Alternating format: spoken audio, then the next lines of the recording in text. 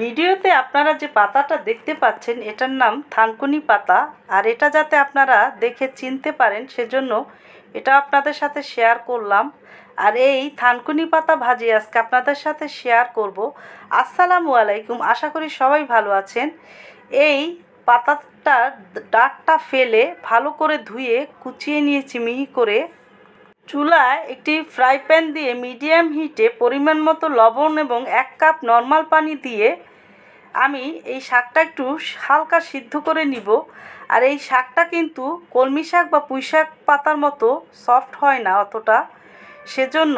আর এটা একটু হালকা তিতা টাইপের হয়, সেজন্য আমি এখানে 1.5 কাপ কুচানো পেঁয়াজ দিয়েছি এবং 7-8টা কাঁচামরিচ ছিঁড়ে এই শাকটা সাথে ভালো করে নেড়ে মিশিয়ে তারপরে আমি জাল দিয়ে পানিটা টানিয়ে একটু সিদ্ধ করে নিব।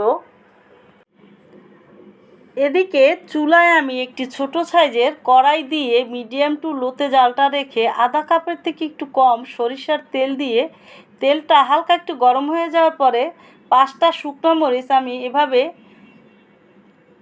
ছোট ছোট টুকরো করে কেটে একটু ভেজে নিব। এবং এখানে দেশি রসুন আছে আধা কাপ কুচানো, সেটাও এই তেলের ভিতরে দিয়ে গোল্ডেন কালার করে ভেজে নিব। এই ভিডিওটা দেখে যদি আপনাদের কাছে ভালো লাগে প্লিজ আমার চ্যানেলটা সাবস্ক্রাইব, লাইক, শেয়ার করে নেবেন।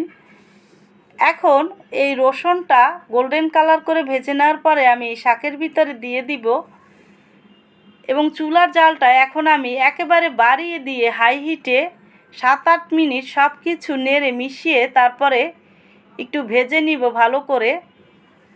আর এভাবে যদি আপনারা ভেজে নেন তাহলে দেখবেন যেটা খেতে দারুণ লাগে, কোনো রকমের তিতাও লাগবে না। তবে এই শাকটার কিন্তু খুবই সুন্দর একটা স্মেল আসে, যেটা আপনারা বাসায় তৈরি করে খেয়ে দেখলে বুঝতে পারবেন। আর এটা কিন্তু আমাদের শরীরের লিভারের জন্য খুবই উপকারী একটি খাবার।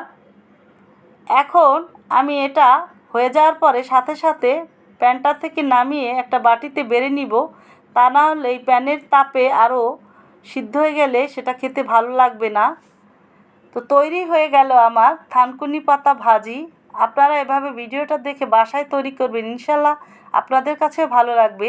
আর এটা কিন্তু গরম ভাত দিয়ে খেতে দারুণ লাগে। আমি বোম্বাই মরিচ বা কামরাঙা মরিচ দিয়ে পরিবেশন করে নিয়েছি। সবাই ভালো থাকবেন, আল্লাহ হাফেজ।